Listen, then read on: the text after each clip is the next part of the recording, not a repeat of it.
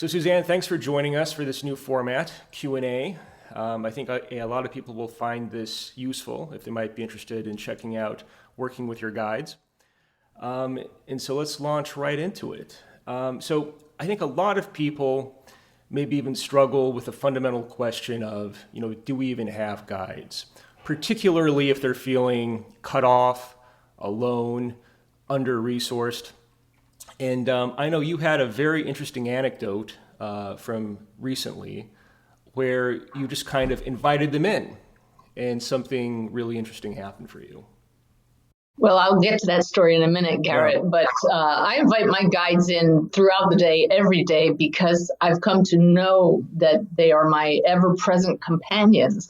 And as you know, from my background, I spent 20 years in the Navy. I retired at the rank of commander.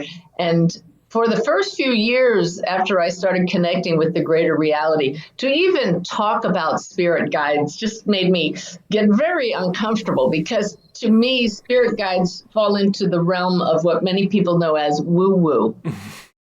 And so I hesitated to go there because I really want to bring credibility to the fact that we are part of a greater reality.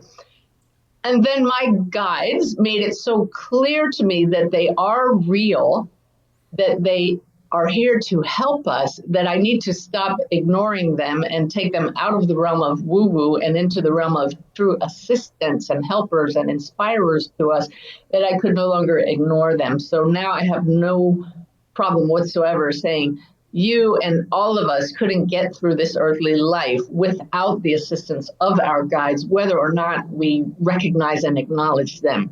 So in answer to your request to share a recent story, it directly relates to my experience with the Hemi-Sync group in recording the previous set of this mediumship series.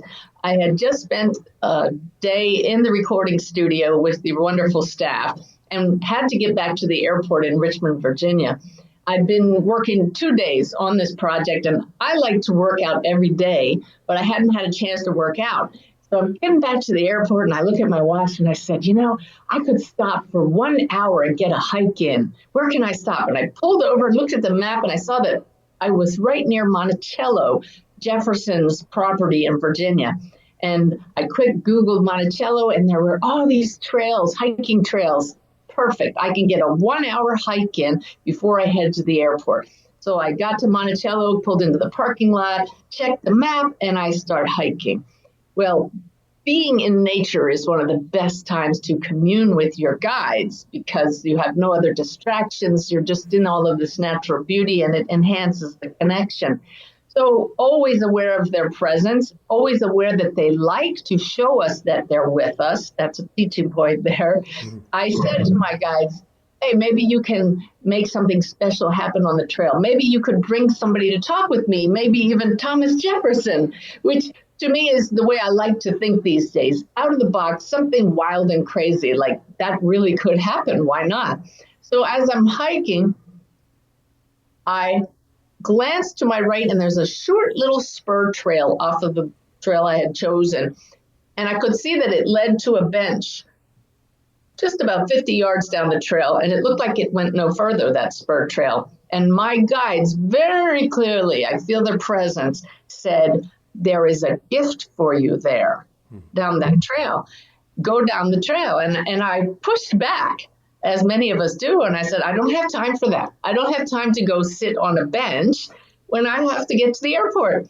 And I tell people, push back once, but if your guides stick to their original advice, you better listen, or you're going to miss a beautiful opportunity. So they said, no, there is a gift for you there. So, the Navy officer in me, we've learned to follow orders. So I go down that spur trail, and as I approach the bench, and there is nobody around, this is deserted at this time of day, I noticed something on the bench, and my skin erupted in goosebumps. It comes with this knowingness that I know now the goosebumps are also a sign from our guides, kind of like, this will be good.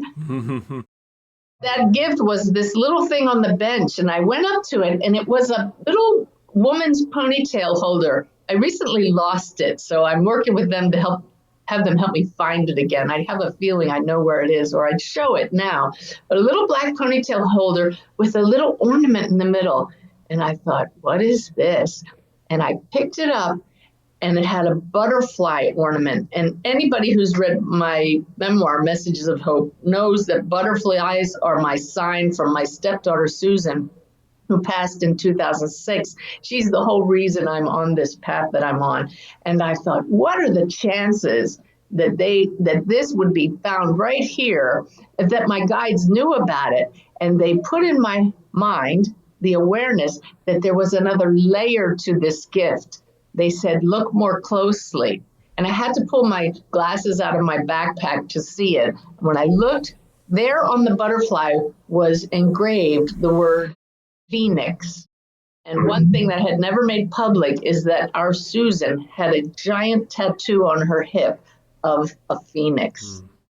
So that's an over-the-top validation to me that the guides knew that special gift with two very meaningful aspects of my relationship with Susan and Spirit were on that gift. And I heard them, I followed it, and that's the kind of magic that happens in our lives when we acknowledge that we're not alone.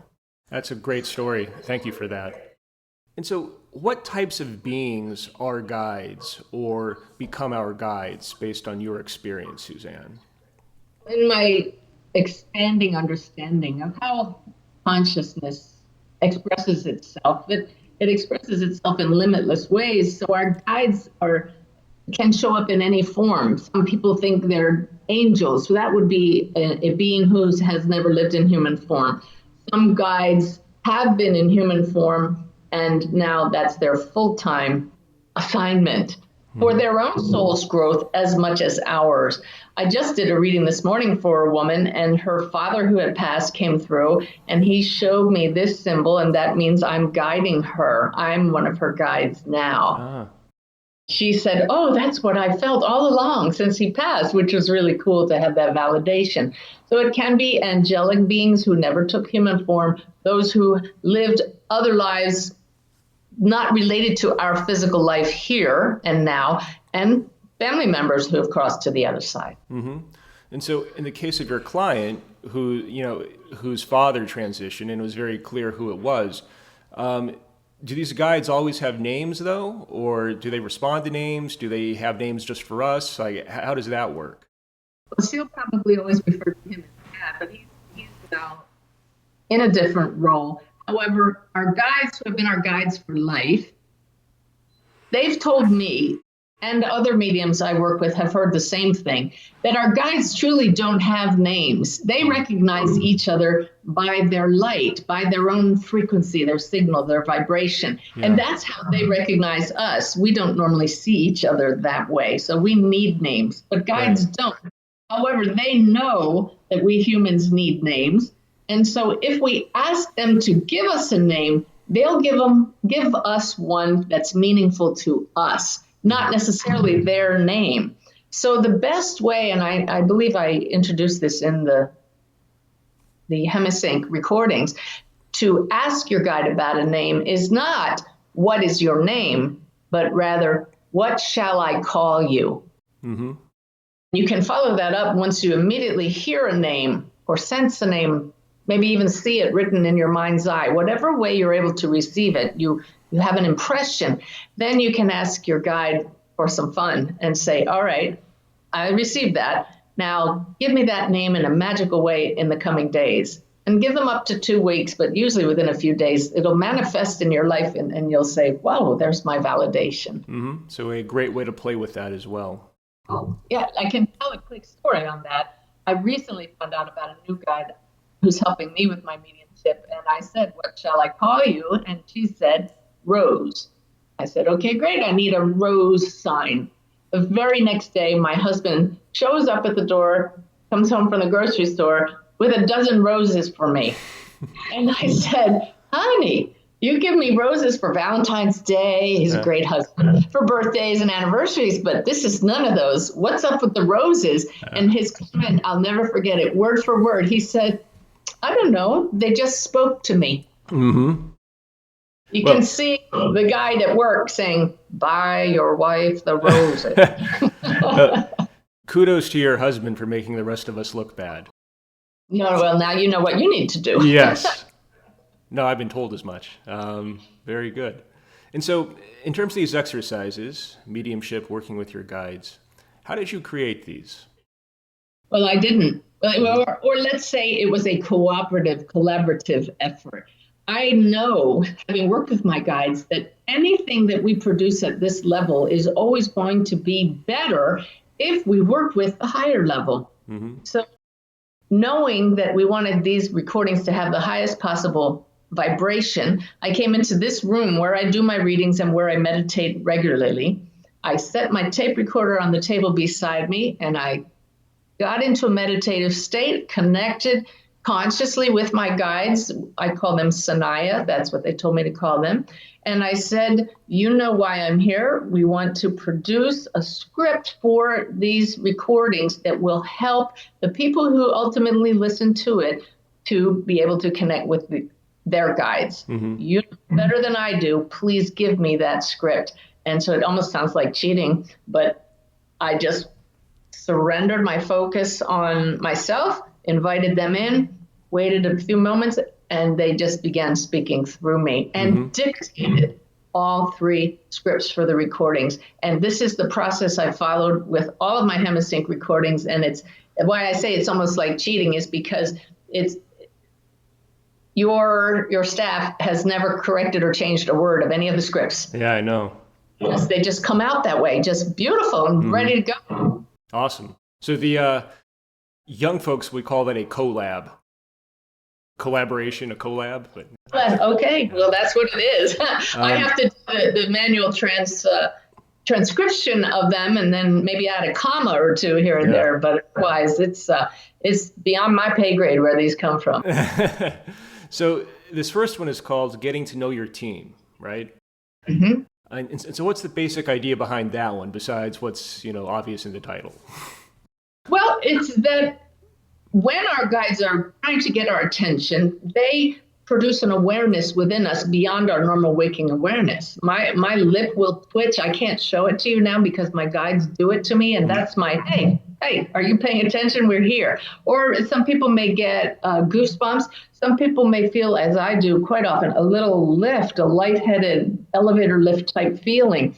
So this exercise is designed to become aware of how you feel when you're in an expanded state, knowing that your guides are present, and then you ask your guides to step out of your energetic field and see if you feel the difference. Mm-hmm. And then one by one, invite them in. It's a real sensing, active exercise rather than just a meditation to allow you to get to know them individually, to just feel subtle changes in your energy field. And it will be unique for each person who experiences it. I caution people not to be disappointed if they don't feel giant quaking changes in their energetic body. Mm-hmm. This is subtle, very subtle. But even if they sense nothing, they will at least be training themselves to tune in. They'll be spending dedicated time with their team and eventually will have some cool experiences. Got it. So your guides, it's usually more than one being, right? And so you're trying to identify them individually and try to get a feel for their, I guess you would call it, energetic signature, one by one. Yes. I have my guide, my main guide, who also is my mediumship guide, told me to call him Boris, which is just a funny name. Mm-hmm. And every time Boris is near, not only does my lip twitch, but I feel him over here in relation to wherever I'm facing. And Rose, I feel over here. And so that's just another way that I identify the difference. And if those of you watching this video want to try this in your exercise, just relax and allow your guide to move your head like a pendulum. And I am drawn magnetically. Here's Boris. And I wait now. Who wants to talk to me now? Oh, there we go. Well, that's Rose over there. So it's fun. And they will replicate that every time that you work with them. Fascinating. And so the second exercise is called increasing the connection. And so here you're dealing with thoughts that can block your awareness of your guides. What are some common ones? Well, the number one is that I don't know who my guides are. I'm not sure I can tune into my guides. Immediately just block themselves from having the experience because they haven't had it to that point and they don't think they're capable of it. And because they haven't had the experience, the follow on to that is, well, maybe I don't really have guides and guides aren't real. So this is just opening up our belief system to allow us to play and believe that maybe I do have guides and I can sense them. If that former Navy commander can put her left brain to the side, maybe I can do it too. Trust me, it was all belief system that got in the way for me. Once I figured that out, be willing to play, have a childlike attitude. Once I did that, oh my gosh, the magic just began. So it's kind of belief systems, maybe fears to some degree. And then so, sorry, you were going to add something. Two types of fear come to mind. Number one, fear, the less heavy fear of, well, what will people think of me if I tell them I'm connecting with spirit guides? It's the what will other people think fear. And then the other one is, what if I'm opening myself up to something bad? That is, I have to joke here, military people love acronyms, and the acronym for belief system is BS. That's just your BS that's getting in the way. If we sit here with the intention of connecting with these loving beings who are here to help us, we know that the only way we make that connection possible is because we also are an expression of love. Then there's nothing but light present, and everything else is BS. That sounds like a Bob Monroe acronym. He was also a big fan of those. The acronyms, just endless acronyms.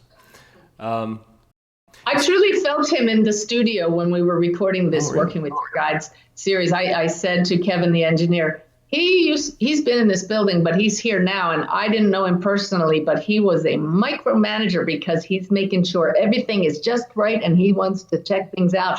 And he said, oh, yes, he was. And he would do that. Yeah. I didn't know him personally, but from what I've heard, he was a big-time micromanager. Clear when I felt his presence and the way he was looking in this room and took out everything. It was interesting. And so you also introduce affirmations at the end of this particular exercise. That's kind of different for you. Why did you choose this spot to do that? I didn't. Sanaya did it. Remember? Wait, I didn't know where they were going. And the next thing you know, they are helping us to reprogram our BS with positive BS. Belief systems. And I can hear them right now that because humans believe they are their thoughts, we are feeding you good food. Yeah. And I guess one of the best mental states in which to reprogram that BS is kind of through the subconscious, because there's so much resistance with conscious everyday thinking, right? Yes, and that's the state that you're in when you do this exercise. You've already set the stage, and the Hemi-Sync tones are perfect because they're just beautiful, coherent state and dropping into the heart. You're just ready to. I don't really like the word reprogram because it makes us sound like robots, but truly our thoughts are robotic. Yeah. So. Mechanical.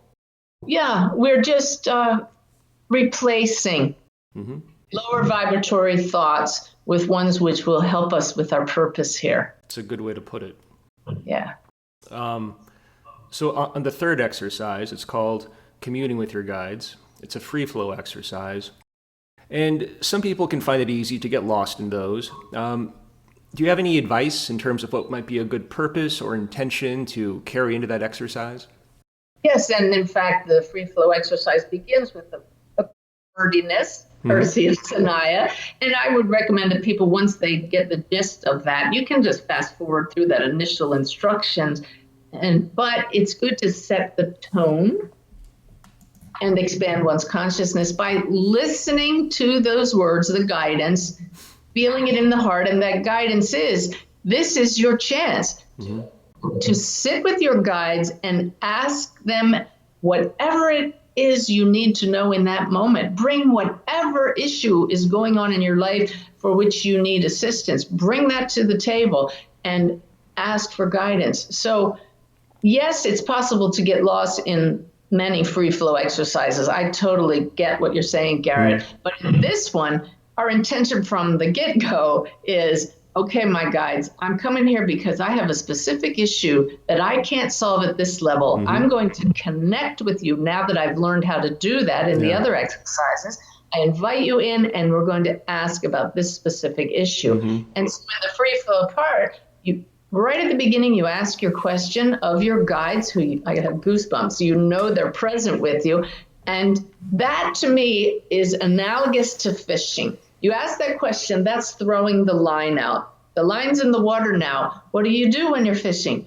You sit quietly and peacefully and you wait for that big fish to bite. The big fish to bite is your guides impressing in your awareness the inspiration you need, the answer you need. And so if you start to get lost in the free flow exercise, you just go back to fishing. Hey, I asked a question. Let's ask it again. Or get anything, but at least I'm fine, peaceful. I know I've asked the question, so this was time well spent. I know you will give me that insight at a later time. That works. So it's free flow, but only in that now you know what to do. This is your time for me to get out of the way and stop talking. Me, Suzanne. Right. Shut up so you can be quiet and learn from your guides. Really get to know them.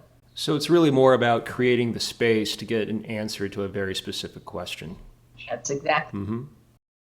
Perfect. And then so now if we could open up the mailbag, we have a couple questions that came to us through social media. This one comes from Natalie, and she asks, how do we protect our own energy while doing this work? I had been using my own energy and hadn't been inviting my guides to assist. I now do this, but still I'm finding that my energy fluctuates and lacks stability day to day.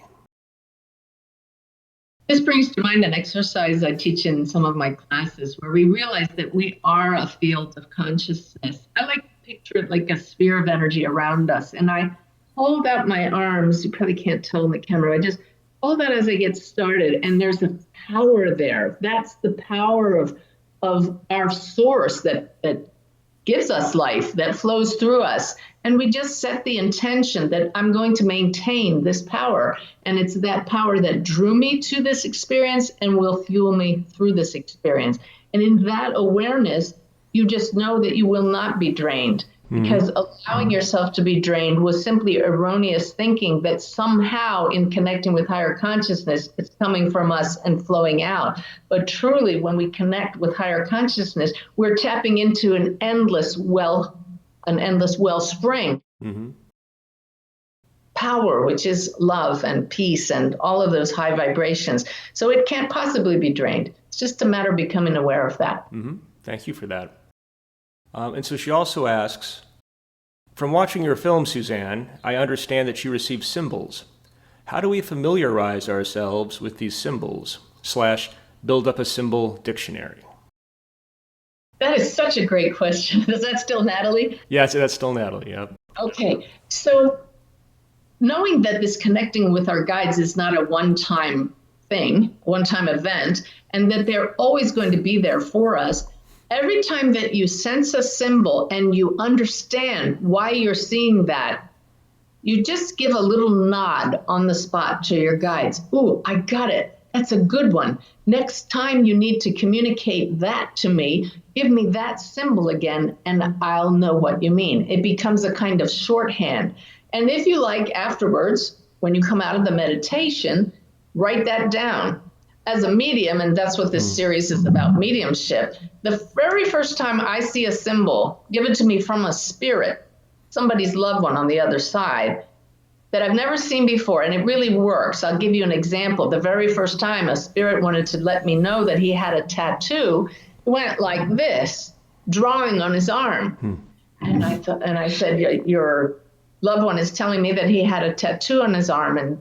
And my client said, yes, he did. And then I was able, in some cases, to see what the tattoo is. In that moment, silently, I just said to my guide, good one. From now on, anytime a spirit has a tattoo, tell them to show me this. Not coming from my guide, they brief the spirits in advance.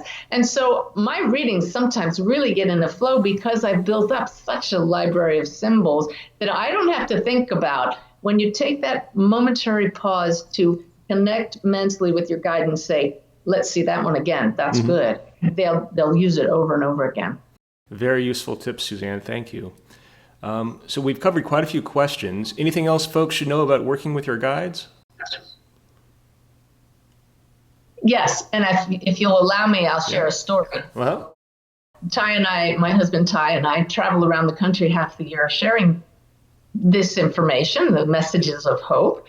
And we were in Yellowstone National Park, sitting in our RV, and I had a bunch of books I brought on the road with me, and I had just finished a book, and I had that delicious feeling of, I get to start a new book. So I reached up in the cabinet, pulled one down. I'm about to start reading it, and my guides drop in and said, not this book. We want you to read that other book. They showed me a cover, and I pushed back again. I said, no, I want to read this book. And they said, no, you will read that book. So I get up. This is all silent. Ty is across the RV, has no idea I'm having this conversation with my guides. But the point for everybody is the more you use these recordings and work with your guides, you don't have to be in a meditative state to connect with them. This is an ongoing relationship.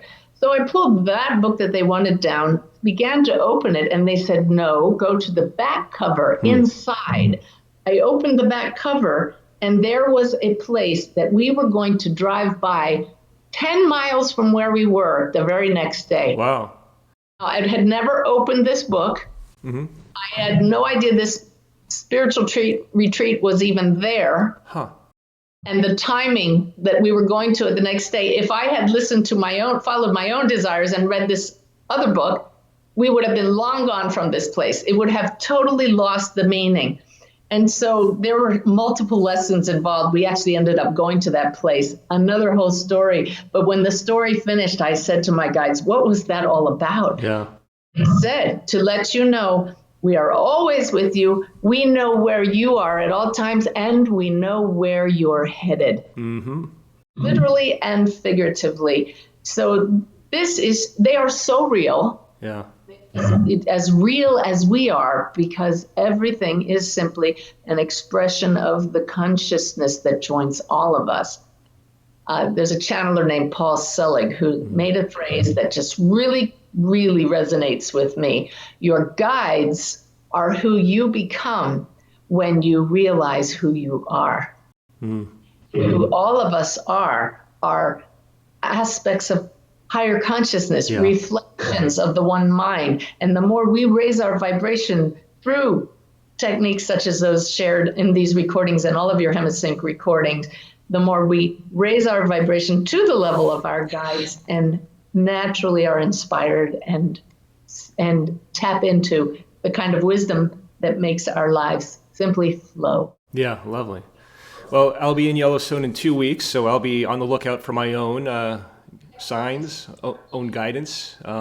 It's good to know that even Suzanne has this tendency to push back initially on some guidance. I think we probably all do. So that's good to hear as well.